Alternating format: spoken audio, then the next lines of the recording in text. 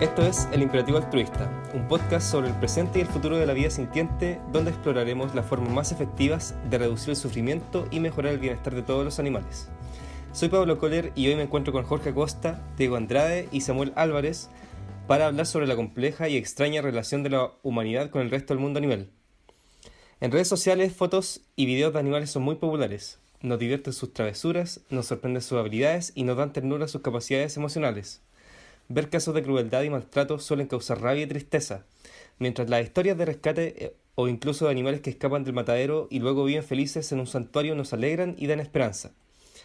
Muchos de nosotros, al ver un perro hambriento, querremos darle algo de comer, o si encontramos a un ave caída de un nido, trataremos de ayudarla. Incluso compartimos nuestras casas con otros animales a quienes queremos y tratamos como parte de nuestra familia. Me atrevería a decir que la inmensa mayoría de nosotros estaría de acuerdo con la afirmación de que está mal causar sufrimiento y muerte innecesaria a los animales. A pesar de esto, día a día condenamos a miles de millones de animales a atrocidades que nadie dudaría en considerar tortura si la víctima fuese humana. En la industria ganadera, por ejemplo, es rutina mutilar a los animales sin anestesia. Se les corta o arranca las colas, cuernos, picos, dientes y testículos, sin ofrecerles ningún tratamiento para el dolor posterior. La inmensa mayoría viven hacinados, encerrados en edificios, jaulas o piscinas, imposibilitados de expresar siquiera los comportamientos más básicos y fundamentales para su bienestar físico y emocional, usualmente viviendo entre excrementos, sangres y cadáveres de otros que sucumben ante estas horribles condiciones. Si viéramos imágenes de cualquier matadero comercial y reemplazáramos a esos animales con perros o gatos, la mayoría de nosotros jamás pensaría que existe alguna justificación posible para hacerlos pasar por eso. Y no es como que estas cosas suceden al margen de la ley o de manera independiente de los animales y deseos del grueso de la población. Por el contrario, estas y muchas otras barbaridades que cometemos contra los animales son consideradas actividades productivas perfectamente legales y son financiadas directamente por la gente común. Considerando que existen alternativas que no implican el uso de animales, parece imposible justificar y reconciliar estas acciones con la idea de que está mal causarle sufrimiento y muerte innecesaria. Visto desde afuera, si a alguien le contaran sobre estos tipos de comportamientos tan distintos, probablemente pensaría que estamos hablando de dos tipos de seres independientes. Pero no. Ambas caras de nuestra relación con los animales conviven en aparente armonía en las personas y sociedades humanas. Considerando las terribles consecuencias que esto tiene para los animales, es muy importante tratar de entender y explicar este fenómeno sobre el que hablaremos hoy. Samuel, considerando lo que hemos visto en la introducción, ¿qué crees tú que es la razón por la cual dañamos a los animales a la vez que pensamos que está mal el hacerles daño? Yo creo que hay varios factores. Es algo complejo a nivel psicológico, individual, a nivel social. Creo que la mayoría de nosotros, personas que, por ejemplo, hoy en día hemos rechazado el uso y el abuso de los animales, lamentablemente nos fuimos criados así desde nacimiento. Durante muchos años comimos animales, nos vestimos con animales y en algún momento, o en más de alguno, nos vimos enfrentados a esta contradicción, a esta paradoja, que creo, por ejemplo, en mi experiencia personal, era muy vívida las ocasiones en las que en casa de mi abuela, por ejemplo, o donde unos tíos que vivían en el campo, mataban animales para que comiéramos nosotros, que veníamos de visita. Yo nunca vi las matanzas directamente, pero sí veía los cadáveres de los animales matados hace poco tiempo. Y mi reacción ante eso, y la reacción mía y de mis hermanas, era que no queríamos participar, que no queríamos comer esos animales. Pero lo más extraño de todo es que probablemente, no me acuerdo con detalles, pero probablemente no comíamos esos animales, pero sí otro pedazo de carne que nos daban como alternativa en ese mismo instante. Y creo que eso demuestra como esta capacidad que tenemos de negar en el fondo o de no entender qué es lo que nos produce el no querer participar de una acción y no tener ningún problema con la otra. Yo creo que una razón importante es la ignorancia. Muchos de nosotros no sabemos realmente cuál es la situación que viven los animales hoy en día en la ganadería. Por un lado, claro, sabemos que a los animales los matan, pero es fácil a veces pensar que viven una vida relativamente buena, que solo tienen un mal momento al final y buscamos razones para justificar esto. Por ejemplo, el asunto de los huevos y las gallinas. Yo creo que durante 20 años de mi vida jamás me cuestioné de dónde provenían y siempre lo asocié a cómo era la situación, por ejemplo, donde mi abuela, que tenía gallinas, que sí, por lo general estaban enjauladas, y recuerdo que igual me conflictuaba un poco el saber que estaban ahí y eventualmente las iban a matar, pero luego como creo que tenía esa visión de la industria en general, cuando en realidad, como ustedes saben, y quizás no toda la gente que nos esté escuchando sabe, la mayoría de las gallinas en la producción avícola viven en jaulas de batería, donde están hacinadísimas, jamás pueden caminar, algunas no pueden ni extender las alas, les cortan el pico, que es una mutilación muy dolorosa y algunas veces provoca incluso dolor crónico durante toda su vida. Nada, a los pollitos machos que nacen en las incubadoras industriales los matan en el primer día de vida, etcétera. Es una cadena de abuso y crueldad que realmente yo creo que nadie que lo vea con imparcialidad puede pensar que está bien, pero aún así es fácil que mucha gente no lo sepa. Y creo que ahí hay varias cosas en juego. Por un lado a veces es involuntario el no saberlo y otras veces decidimos no saberlo porque sabemos que puede generarnos esta disonancia cognitiva, esta idea de que estamos haciendo algo que va en contra de algunos de nuestros principios, de nuestros valores, de nuestras creencias. Entonces yo creo que esa ignorancia es una de las razones. También creo que hay una ignorancia quizás más fundamental que tiene que ver con nuestra incapacidad de saber realmente lo que significan esas experiencias que viven otras mentes. No podemos acceder a esas experiencias nosotros directamente, no tenemos un puente que nos permita conectarnos con los cerebros y las mentes de otros seres. Nos cuesta con otros humanos, mucho más nos va a costar con otros animales. Y creo que eso hace que, sumado con el hecho de que la mayoría de nosotros hemos vivido vidas relativamente buenas y libres de sufrimiento. Ninguno de nosotros ha sido obligado a vivir hacinado, sin poder moverse durante semanas, meses o toda la vida. Ninguno de nosotros ha sido mutilado, obligado a vivir como en sus desechos. Y creo que eso también es razón para que hagamos una distancia con lo que le sucede a los animales y quizás no consideremos la real urgencia, la real intensidad que tiene el sufrimiento al que los sometemos. Creo que esos dos tipos de ignorancia son muy importantes para que podamos andar por la vida, algunos diciendo o considerándonos amantes de los animales, a la vez que todos los días, cada vez que nos sentamos a comer, por ejemplo, somos responsables de un sufrimiento terrible. Y hay una segunda razón, o tercera si queremos ver como que eran dos anteriores los de las ignorancias, que quizás es un poco más impopular, pero que creo tiene mucho de cierto, es que parece ser que los humanos tenemos una falta de conciencia bastante alta. ¿Qué quiero decir con esta acepción de la conciencia? Como la habilidad de juzgar de manera independiente y ser motivados por razones o verdades, si es que creemos que existen verdades morales. Al parecer, por lo general, esto no es suficiente. Nos movemos por el mundo más motivados por ajustarnos a las convenciones sociales o a las demandas de nuestros gobiernos, de nuestros líderes, de quizás las personas con más estatus en nuestro grupo social, y vamos a seguir esas normas independiente de si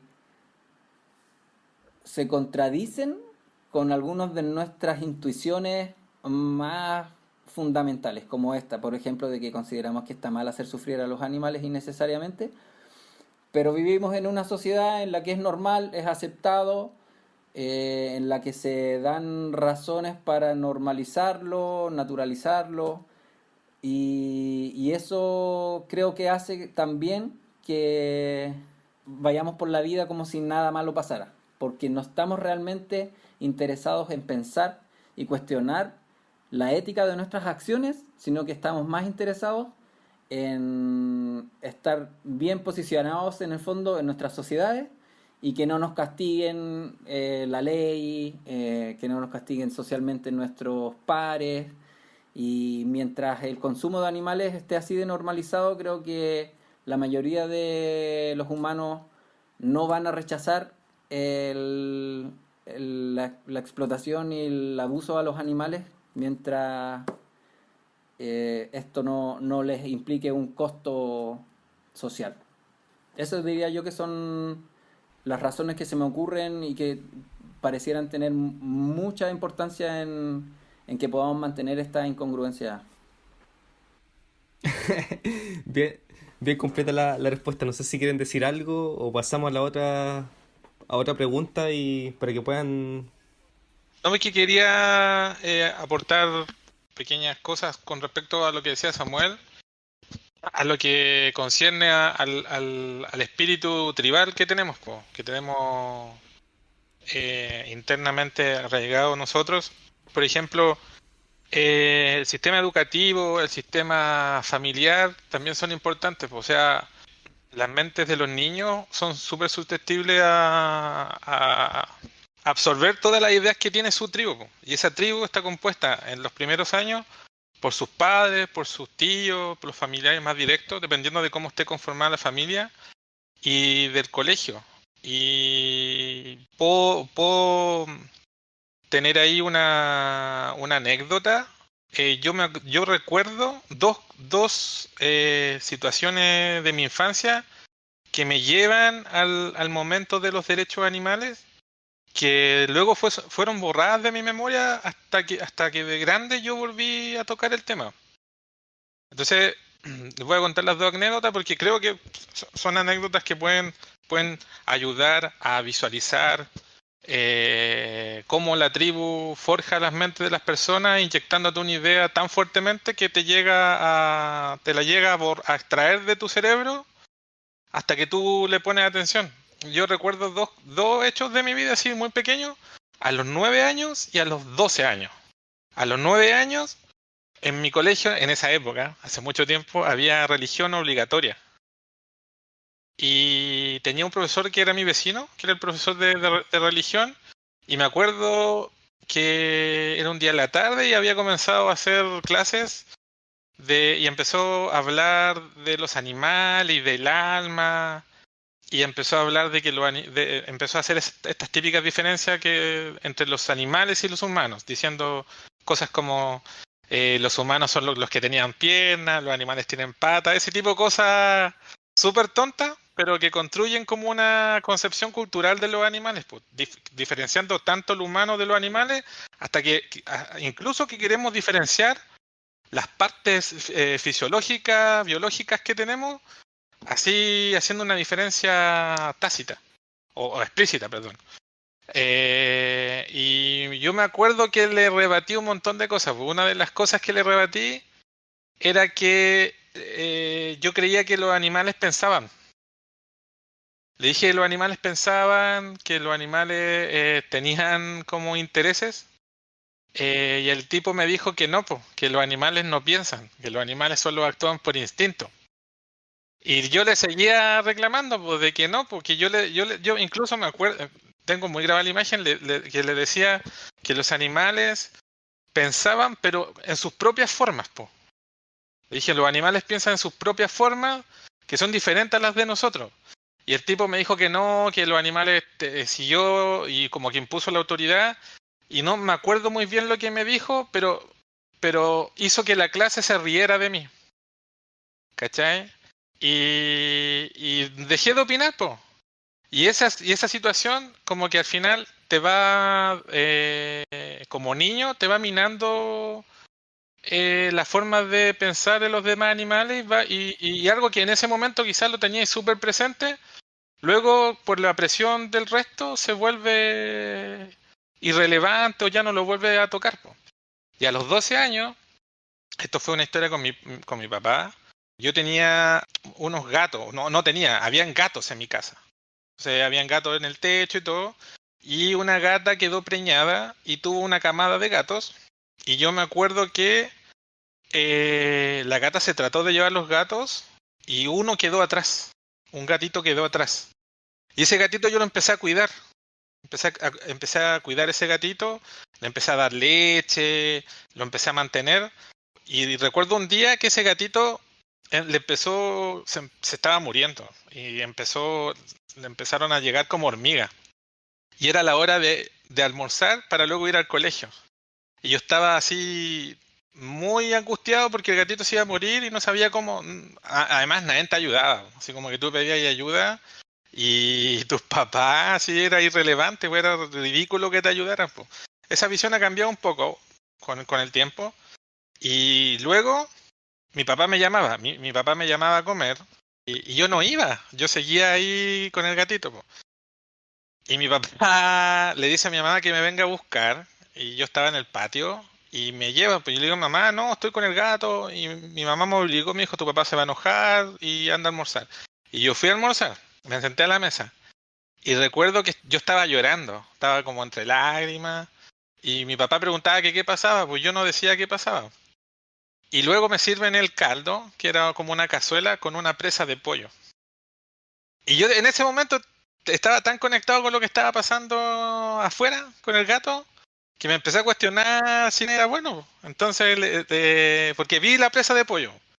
Entonces, al ver la presa de pollo, empecé a hacer la conexión de que estaba súper preocupado de lo que pasaba afuera porque se iba a morir mi gato.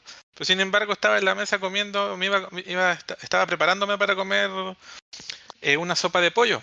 Y tengo muy grave esta imagen porque mi papá, yo estaba en la cabecera y mi papá estaba en la otra cabecera, estábamos de frente y yo llorando. Y mi papá dice, ¿qué le pasa a este maricón que está llorando? Por el gato, y dijo una frase.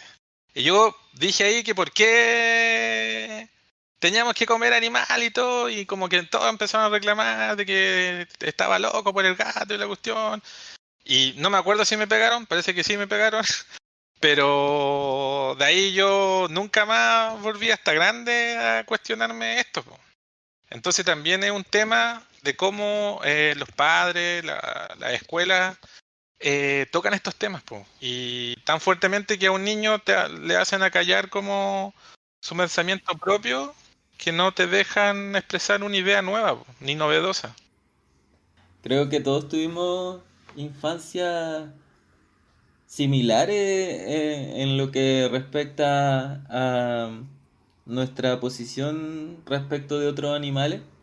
Obviamente los detalles son diferentes, pero yo recuerdo que siempre tuve mucha cercanía con otros animales y a pesar de que no fui nunca vegetariano desde pequeño, a los 20 sí hice la conexión, pero siempre tuve esta sensibilidad y creo que en parte una de las razones que explica que las personas posean esta disonancia es la oposición que existe entre tu beneficio personal y seguir a tu moralidad, como decía Samuel. Entonces, los humanos tienen mucha disonancia, muchos tipos de disonancia en sus mentes, porque son como una colección de distintas rutinas que para hacer cosas. Entonces, por ejemplo, muchas veces es una experiencia común querer adelgazar, por ejemplo, o ser saludable, pero al mismo tiempo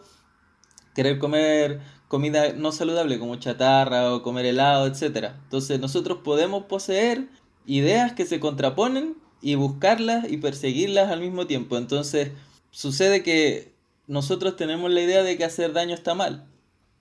La poseemos, está en nuestro cerebro. Sabemos que hacer daño está mal. Entonces, el siguiente paso es preguntarse quién es susceptible de sufrir daño. Entonces, la mayoría de las personas estaría de acuerdo en que una roca, por ejemplo, no puede sufrir daño, pero al mismo tiempo la mayoría de las personas estaría de acuerdo en que un perro sí puede sufrir daño. Y la diferencia entre la roca y el perro es que el perro tiene las capacidades cognitivas para experimentar psicológicamente y como de autoconciencia el dolor, ¿cierto?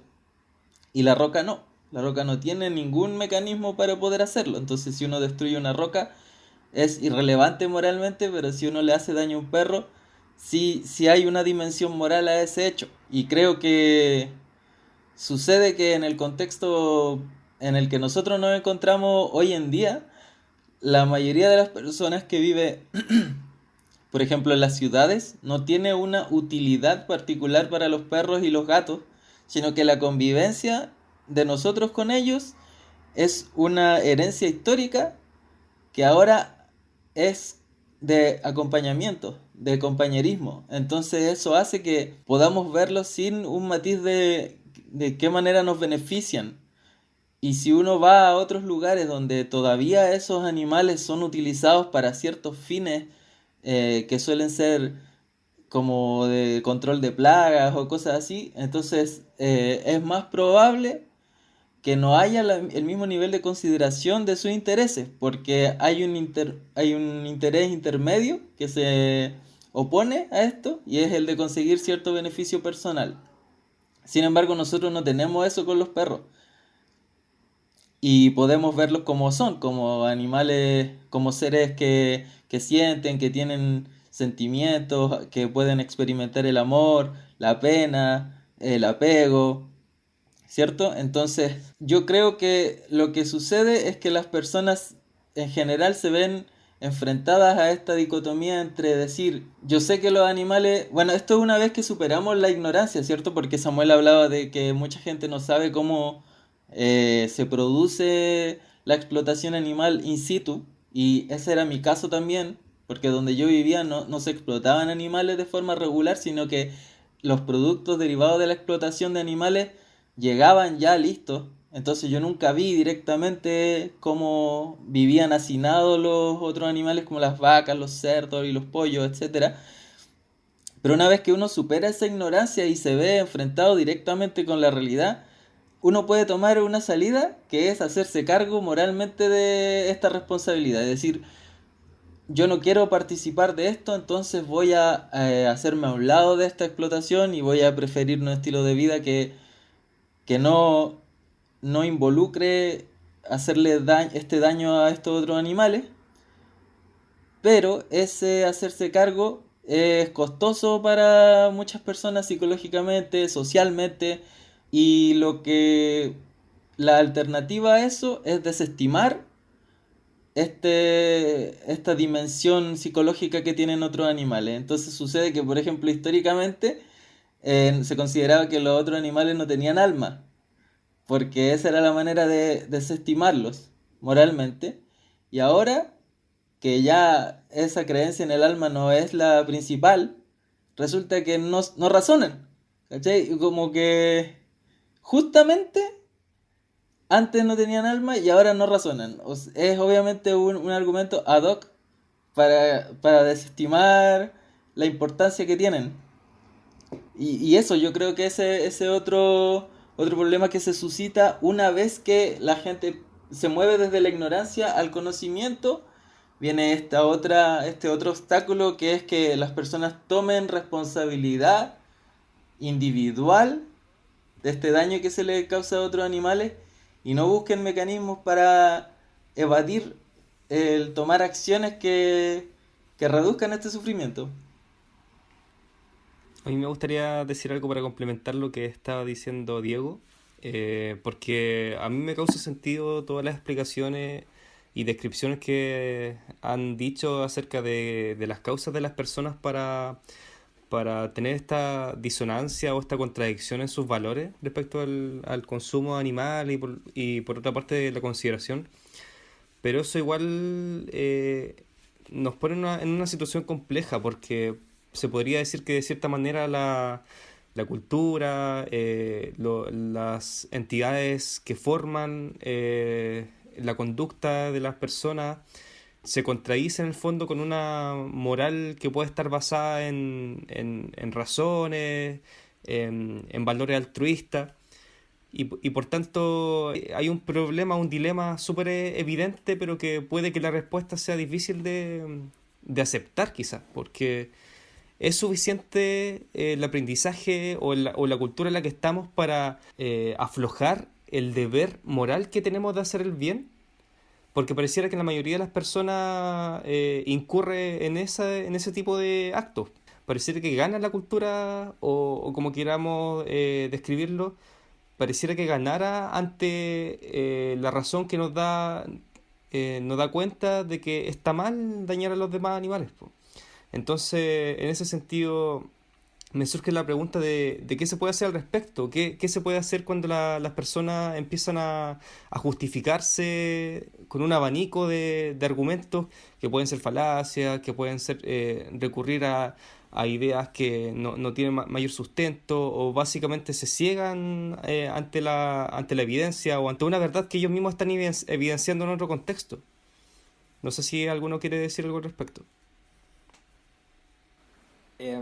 A mí me parece que es bueno mirar quizás al pasado y ver en qué cosas se ha avanzado y en qué cosas no.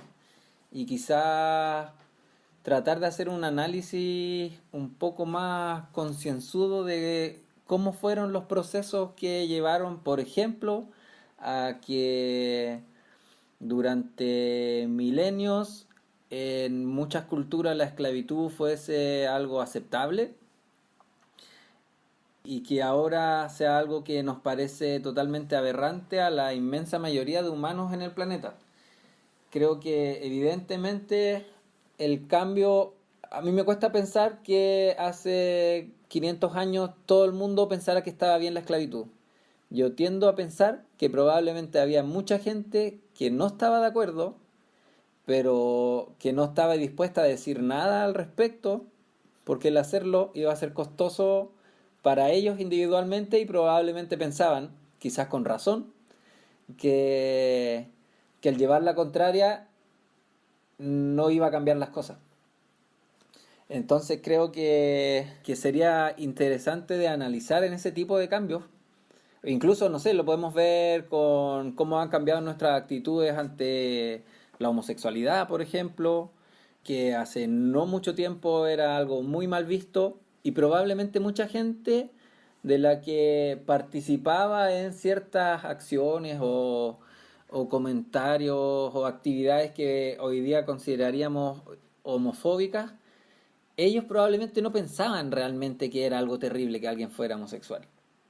Pero la cultura y las normas llevaban a silenciarlas por un lado o a que no hubiese un costo en participar en ellas y sí en sacar la voz para defender a la gente que tuviese una orientación sexual distinta. Y una vez que fueron cambiando estas condiciones sociales, fue más fácil para la gente sacar la voz. Una vez que veían, por ejemplo, que ya había otro que lo hizo antes que tú, o que hay un grupo de 10 que está hablando de este tema y defendiéndolo. Y ahora quizás ahora que son 10 ya yo me siento un poco más seguro de que me puedo sumar. Y quizás hay gente que necesita que hayan 200 para recién sumarse, y así. Eh, no tengo, creo, una respuesta muy quizá específica de cómo se puede resolver en el caso de los animales. Sí pienso que un primer paso es este. Se necesita que alguien dé el primer paso. Se necesita que haya gente que se pare y diga, esto está mal. Yo no voy a participar, pero no solo eso. Yo voy a hacer algo porque esto cambie y porque esto deje de ser así. Y creo que para eso es muy importante que nos cuestionemos estas cosas, que pensemos si fuésemos un agente imparcial que está viendo esta situación, ¿qué pensaríamos? ¿Qué pensaríamos si nos trasladan a otro planeta? ¿O qué pensaríamos si nosotros jamás hubiésemos comido carne, por ejemplo? Y de repente nos muestran una civilización en la que tienen o una piscina llena de peces hacinados, unos amontonados unos sobre los otros, que los matan de maneras horrendas. ¿Qué pensaríamos al respecto? ¿Nos parecería que es algo hermoso, algo que está bien? ¿O por el contrario pensaríamos que es algo muy contrario a los principios de, por ejemplo, de considerar que está mal hacer sufrir a otros, que el sufrimiento es algo malo. Y yo creo que si nos planteamos desde ese lugar, podríamos empezar a llegar a conclusiones un poco más objetivas, que no se crucen tanto con esto que decía Diego, que es cuando nos vemos enfrentados a nuestro interés personal versus la moralidad. Y creo que hacer ese ejercicio, o pensar incluso quizás qué postura hubiésemos tenido nosotros si hace 300 años hubiésemos vivido en una sociedad esclavista. Hubiésemos sacado la voz, hubiésemos dado la cara, hubiésemos agachado el moño y hubiésemos participado en eso como si nada. Y creo que eso puede ayudarnos a salir un poco de este letargo moral que creo nos encontramos muchos y que por supuesto va a requerir muchas más acciones a nivel institucional. No todo basta con que cambiemos nosotros como individuos, vamos a necesitar que exista un movimiento, que se intenten cambiar políticas, que se intente influir en instituciones, pero creo que para que eso suceda tiene que haber gente dispuesta a cuestionarlo. Yo creo que las condiciones socioeconómicas en las que vivimos tienen harto que ver con las posturas éticas que van avanzando a través de la sociedad. Entonces, si estudiamos la historia humana, la mayoría de la historia no hubo progreso de ningún tipo, ni tecnológico ni ético. Bueno, sí hubo, pero fue lineal y casi plano. Entonces 200.000 años no pasó nada y los últimos 200 años han pasado una cantidad de cosas realmente exponencial. Y creo que las condiciones que existen para la mayoría de la población son muy distintas. Entonces antes de la revolución industrial, el 98% más o menos de las personas trabajaba para alimentar al resto, o a todos, digamos, trabajaban en la agricultura. Y hoy en día ese porcentaje es ínfimo, son muy pocas personas las que trabajan en ese rubro y eso ha liberado al resto de la población para hacer otras cosas. Y eso ha hecho que se produzcan avances tecnológicos que han posibilitado que se adopten ciertas posturas que antes no era posible adoptar, por lo mismo que yo mencionaba antes, que hay una contraposición entre el beneficio personal y aceptar ciertas conclusiones éticas que involucran hacerse responsables de ellas. Entonces, no quiero ser polémico, pero por ejemplo, la contracepción fue una invención que posibilitó que se adoptaran ciertas posturas respecto de la mujer en la sociedad que antes era muy costoso asumir porque hubiese involucrado un cambio abismal en la sociedad, pero el hecho de que ahora no sea obligado tener quedar embarazada para cada vez que tienes, o bueno, no cada vez, pero sino digamos que hay una manera de evitar con mayor probabilidad que exista la concepción, eso causó que la mujer pudiese meterse en otros aspectos de la sociedad. Y otras revoluciones son como las maquinarias, ¿cierto? Los electrodomésticos, todo ese tipo de cosas abrieron posibilidades que antes era mucho más costoso que se adoptaran. Y no quiere no cambió el hecho de que la mujer tenga valor o no de manera objetiva, como decía Samuel, donde si fuéramos un observador completamente ajeno a nuestras circunstancias, ese valor siempre estaría, pero podemos reducir el costo que significa adoptar esas responsabilidades. Y yo creo que esto se suscita porque las personas no tienen una postura ética realmente con la que estén convencidos de que es así, sino que tienen intuiciones morales y como decía, las circunstancias en las que se encuentran puede ayudar a que las persigan o a que las traten de desestimar y con los demás animales creo que eso está pasando hace algún tiempo y los avances de la tecnología han hecho posible que más personas puedan hacerse cargo de esta responsabilidad, porque como por ahí mencionaba Samuel también, todos tenemos umbrales distintos para poder perseguir estas intuiciones morales, entonces puede haber gente que en 1900 ya haya decidido alejarse de la explotación animal, pero otra gente que necesite que exista, por ejemplo, sintética de laboratorio, la cual aún no es comercializada. Entonces, estos avances tecnológicos disminuyen el umbral, lo bajan para que más personas puedan adoptar o hacerse responsables del sufrimiento de otros animales. Sí, a mí me parece que eso es probablemente una de las cuestiones más relevantes que pueden suceder para cambiar la situación de los animales, porque varias encuestas de opinión han mostrado que una mayoría de la gente piensa que los animales tienen emociones, que pueden sentir dolor, piensa que está mal causarles dolor. Eh, Incluso hay muchísima gente, sorprendentemente, en algunas encuestas, por ejemplo, casi la mitad de la gente dice que estarían de acuerdo con prohibir la ganadería industrial. Un porcentaje similar dice que estaría de acuerdo con prohibir los mataderos, que son cosas que parecen eh, como increíbles, considerando qué es lo que hace la gente todos los días, qué cosas son las que apoyan. Eh, pero al parecer ya existe como una base moral, ideológica, que haría que la gente cambiara si es que las condiciones sociales y tecnológicas, materiales, hicieran que fuese poco costoso vivirlas en el fondo.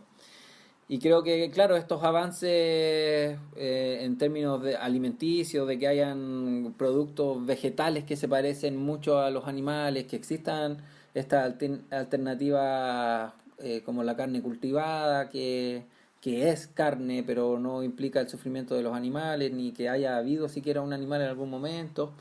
Son cosas que podrían hacer avanzar muy rápido y de manera quizá inesperada el fin de la ganadería en particular puede ser, pero incluso cambiar nuestra forma de ver y relacionarnos con los animales. En todo caso, me parece que es muy importante que la gente que quizás todavía está conflictuada en esto ponga atención a algunos de estos sesgos o estas estrategias que usamos para evadir la disonancia cognitiva que nos provoca el hecho de que dañamos a los animales a pesar de que pensamos que está mal hacerlo. Que puede ser, por ejemplo, esta tendencia a no querer saber qué es lo que pasa con los animales, a evitarlo, a disociar los productos de los animales, que es algo que hacemos mucho. Tenemos hamburguesas, tenemos nuggets, tenemos muchos productos animales que no se parecen en nada a un animal. Les tenemos nombres que en ningún lado mencionan que eran de animales. Hay muchos niños que jamás piensan que una vienesa, una salchicha proviene de un animal. Creo que ese tipo de cosas hay que tratar de mantenerlas en nuestra cabeza si es que estamos enfrentados a esto, para no caer en este tipo de comportamientos que solo buscan en el fondo facilitar nuestros hábitos, pero a un costo gigantesco en las vidas y el bienestar de los animales. Finalizamos este capítulo de Imperativo Altruista. En este episodio discutimos sobre la manera en que nos relacionamos con los demás animales, los elementos que se interponen con nosotros a la hora de tomar la mejor decisión moral y también sobre las formas en que podemos tomar responsabilidad de nuestros actos en relación a los animales. Ahora solo nos queda invitarlos a pensar en esta discusión, entendiendo que más allá de la estrategia que se utilice para promover el cambio en nuestra relación con ellos, La mayor disputa finalmente ocurre a nivel individual, en la confrontación que cada persona tiene con sus hábitos, creencias y sesgos, donde el punto de inflexión entre una visión altruista y nuestras preconcepciones ocurre de manera completamente personal.